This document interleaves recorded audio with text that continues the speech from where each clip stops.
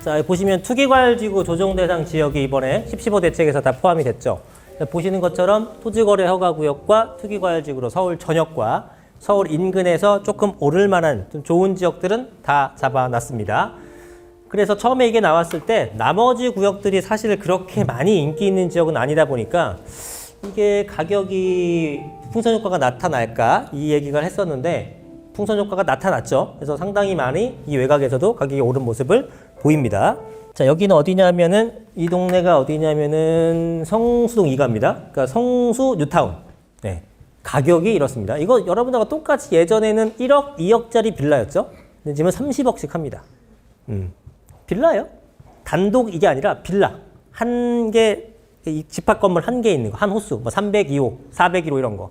30억짜리 합니다. 저게 왜 30억이 가능하냐? 아파트를 받잖아요. 갖고 있으면. 그죠? 이거를 사면은 여러분들이 성수 뉴타운의 신축 아파트를 받는 권리가 생겨요. 네, 그러면 여기는 분담금도 아주 크지도 않거든요. 몇 억 내고 한 3, 4억 내고 33평 아파트를 배정받아요. 근데 33평 아파트 배정받으면 시장에서 나오는 지금 금액이 한 60억 얘기합니다. 네, 그러면 30억이면 엄청 싼 거죠. 이런 식으로 가격이 형성되는 겁니다. 그래서 이미 진척이 되고 상당 부분 리스크가 해증된 것들은 어차피 못 사죠. 그래서 초기 재개발을 사는 거예요. 초기 재개발은 투자 금액이 1억, 2억, 3억 이 정도 선입니다. 대신에 리스크는 있죠. 그래서 그거를 잘 선별해야 되는 겁니다. 어느 지역이 잘 재개발이 진행될까? 거기를 판단하고 그런 지역만 선별적으로 사람들이 사는 거예요. 그러니까 그런 지역은 물건이 없고 개발이 안 될 것 같은 지역은 물건이 남고 이런 현상이 생기는 겁니다. 자, 그리고 빌라 구입하실 때는 요거를 많이 이용하십니다. 이게 24년도 1월 10일 날 나온 대책인데 24년 1월 달에는 굉장히 시기가 안 좋았었죠. 부동산 경기가. 그러니까 활성화시키고 미분양을 해소해주기 위해서 신축, 뗀 주택 대신에 소형만 가능한 겁니다. 60제곱미터 이하, 그 다음에 수도권 기준에 했을 때는 6억 원 이하 이런 것들은 취득세, 양도세, 종부세 산정 시 주택수에서 제외가 됩니다. 그래서 일시대책에 의해서 활용을 할 수 있는 거죠. 활용을 해서 그 세금 부담을 확연하게 줄일 수 있는 겁니다. 그래서 이런 것들을 많이 활용해서 매입들을 하고 계시죠. 이러한 뉴타운뿐만 아니라 가로주택정비사업, 모아타운서부터 신속통합기획, 역세권 활성화 사업 뭐 등등등 엄청나게 많은 개발 계획들이 다 있는 겁니다. 지금 아까 여기가 현재 그냥 빌라가 30억, 그것도 물건 있는지는 모르겠어요. 전화하면 또 안 팔 수도 있는 건데 어쨌든 뭐 50억, 60억 간에 하는 아파트들이 형성될 곳이다 보니까 이런 것들에 있는 것들도 야 우리도 한 40억은 가겠네 완성되면. 그러니까 거래가 엄청나게 많이 이루어지는 그런 곳들입니다. 그러니까 한강변 쪽은 지금 다 그러한 현상들을 보이고 있고 신통, 자양사동 신통 같은 것도 2년 전에 5억 5천, 6천 하던 게 신축 기준. 지금은 15억이죠. 딱 10억 올랐죠. 근데 5억 5천, 6천인데 전세 3억 넣으면 2억 5천 투자해서 10억 벌면 4배 오른 거죠. 투자금 대비했을 때. 뭐 이런 식의 현상이 생기는 겁니다. 그래서 이것도 앞으로 잘 이행이 되게 되면 30억 가지 말란 법도 없는 거죠. 당연히. 예, 그러다 보니까 계속 가격 물건이 없는 겁니다. 그러면 야 니네가 그렇게 되면은 야 우리도 결국은 되겠네 하니까 여기도 완전히 씨가 말랐죠. 물건들이. 여기가 되면 여긴 안 되겠냐, 여긴 안 되겠냐, 여긴 안 되겠냐 다 하는 겁니다. 예. 그리고 서울시에서는 특별한 문제만 없다면 개발 좀 해라예요. 왜? 공급이 부족하니까. 공급이 부족하니까. 그래서 저러한 형태들의 소규모 재개발도 굉장히 눈여겨보시면 좋을 것 같다는 생각이 듭니다. 여긴 어딜까요? 주소가 다 써 있어요, 사실. 네. 용산입니다.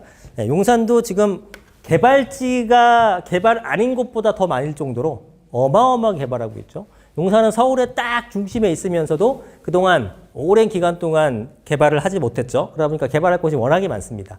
여러분들이 한강변과 용산 쪽을 엄청 좋아하세요. 네. 한강변에 인접한 곳들 그리고 용산 쪽은 당연히 가격이 제일 비싸죠. 그러다 보니까 이런저런 지역들도 지금 개발이 되고 있다라고 보시면 됩니다.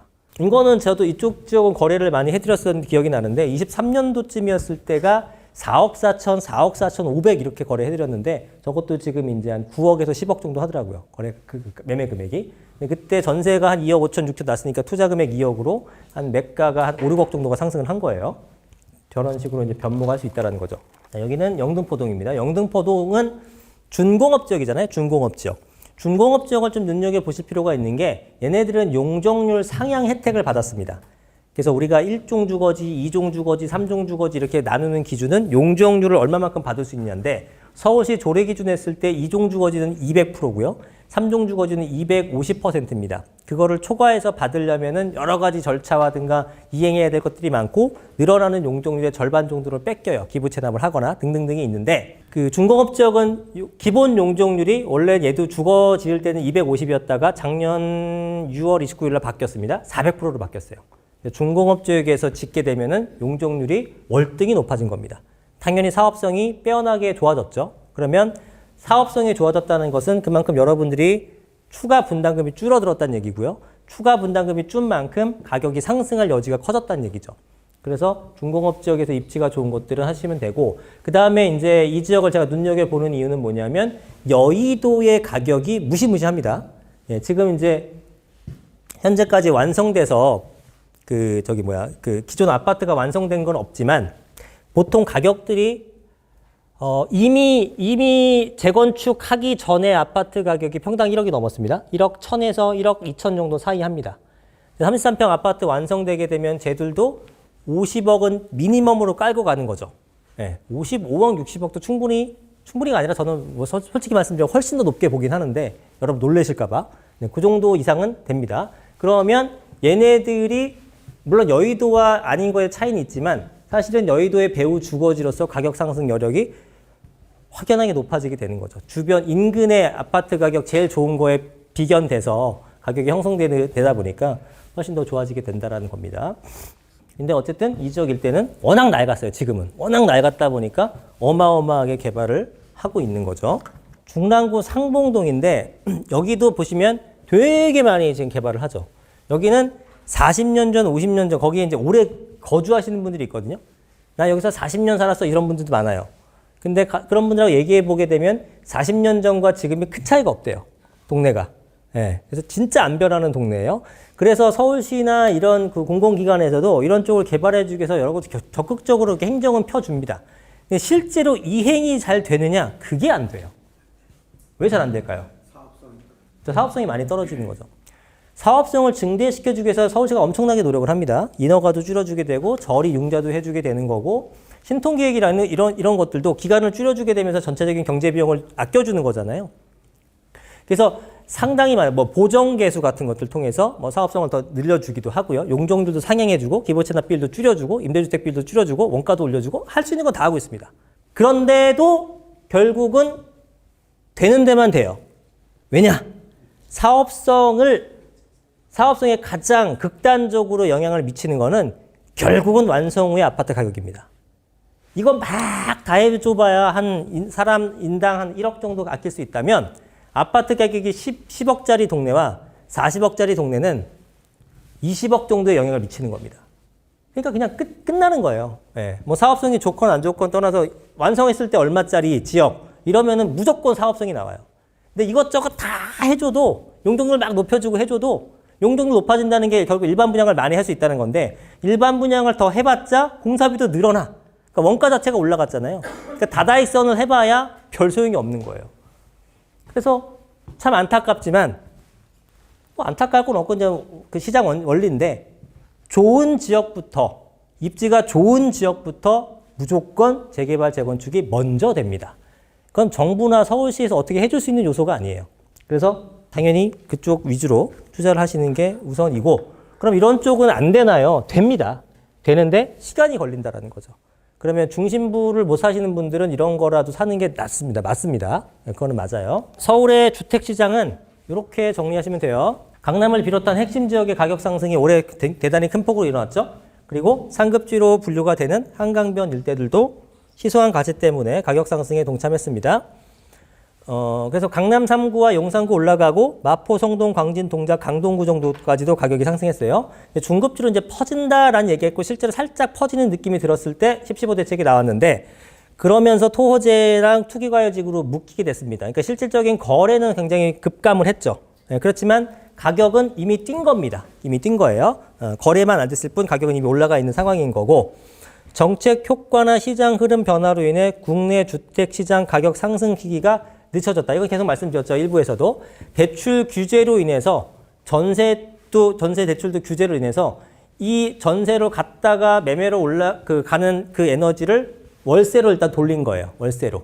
월세가 계속 올라가면서 전세나 매매 가격이 결국 상승하는데 저러한 어떤 정책들은 다 일시적일 수밖에 없다라고 보는 거고 실거주장이 움직이는 게 봄철 정도가 되게 되면 가격 상승이 재차 올라가는 그런 모습을 여러분들은 보시게 될 겁니다. 그러면 그 전에 매입하는 게 가장 좋겠죠? 그래서 이런 부분들에 있어서 미래를 어떻게 알아요? 라고 말씀하시는 분들이 있는데 금리가 어떻게 되냐를 물어보신다면 그건 저도 맞출 수 없어요. 다만 저의 생각일 뿐이에요. 라고 말씀드리겠습니다. 금리 같은 건 저도 몰라요.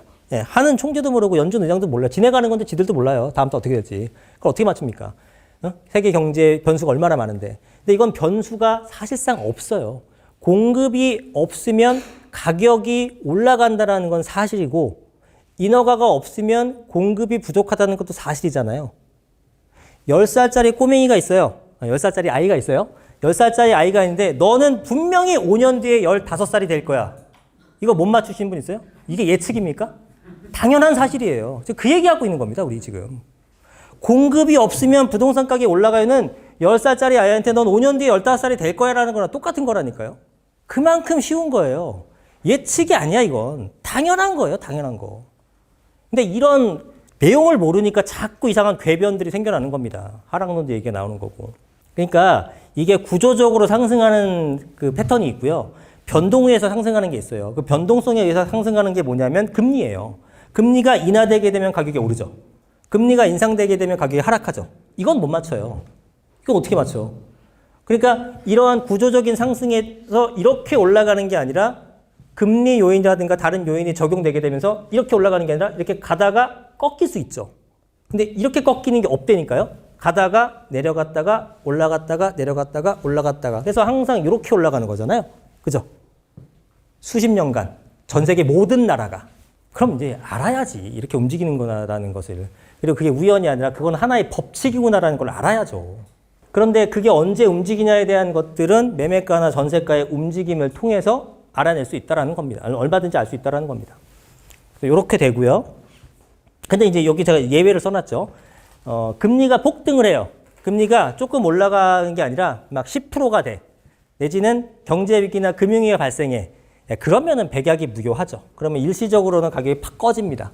그러니까 여러분들은 이 경제위기나 금융위기, 제가 그러니까 가격이 올라가는 가능성을 몇 프로로 보십니까? 라고 물어보면 저는 한 98% 봅니다. 왜? 올라가는 건 확실해. 다만 경제위기가 올 확률은 2% 정도 보는 거예요. 이게 오게 되면 재간 없죠. 그거는 뭐 부동산이든 모든 재화가 다 폭락을 할 테니까. 그러니까 저기에 배팅하실 분은 하시고 저게 아니라 그러면은 사시고. 근데 이게 온다고 하더라도 결국은 극복은 하죠. 우리 IMF라든가 세계 경제 금융 위기에서 그때 가격 밑으로 지금 형성돼 있나요? 다 그거보다 높죠. 그러니까 시기의 문제고 그때 약간 그 인고의 세월을 거칠 뿐 시간은 결국 해결해 줍니다. 근데 안 샀어. 이것 때문에 안 샀어. 이거 안 와. 그러면 그게 훨씬 괴로워요. 지금 경제 거품이니까 경제 위기 올 거야라고 해서 안 사시는 분들이 얼마나 많은 줄 아세요? 그러니까 안 오면 어떡할 건데? 이게 쉽게 오는 게 아니에요. 정부는 가만히 있습니까? 근데 이거는 개개인의 생각이 틀릴 수 있으니까. 이거는 저도 모르죠. 블랙스완이지. 이거 올 수도 있고 안 올 수도 있어. 근데 저는 안 온다에 걸고 와도 버틴다? 그런 생각인 거죠. 네, 그런 생각인 거죠. 이게 그러면 이거 만약에 안 사고 이게 올 거라고 생각하면 이게 올 때까지 기우제를 지내고 있어야 되니까, 스스로가. 억울하잖아. 계속 올라가는데 난 못 사고. 그래서 계속 경제위기가 올 거야 얘기할 수, 세뇌를 시킨다고, 스스로가. 서울은 어쨌든 가격이 상승하는 것이고, 경기, 인천 쪽은 어떨까요? 경기지만 사실은 서울인 것도 있죠. 예. 서울에 갖다 놔도 상위권에 들어가는 그런 지역들. 그런 것들은 이미 가격이 오르기도 했고요. 그 다음에 경기도 중급지 이하, 그 다음에 인천, 이런 것들에 대해서는 별다른 가격 변동이 없었어요. 원래는 거기까지 이제 결국 시간이 지나면서 영향을 미치게 될 텐데, 그걸 좀 더 지연시키는 상황들이 발생하고 있죠. 그래서 거기는 안 오르고 저기만 올라요. 양극화예요.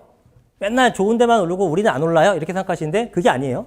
아직까지 시간이 안 된 것 뿐입니다. 그래서 결국은 가격이 상승을 합니다. 예, 그건 시간을 좀 기다리시면 될 문제인 거고요. 자, 이번에는 그러니까 뭐 양쪽 다 있는데, 이번에 중심부에서 시작해서 점진적으로 퍼져가는 형태니까 서울, 경기, 인천, 수도권 전체는 다 가격이 상승해요.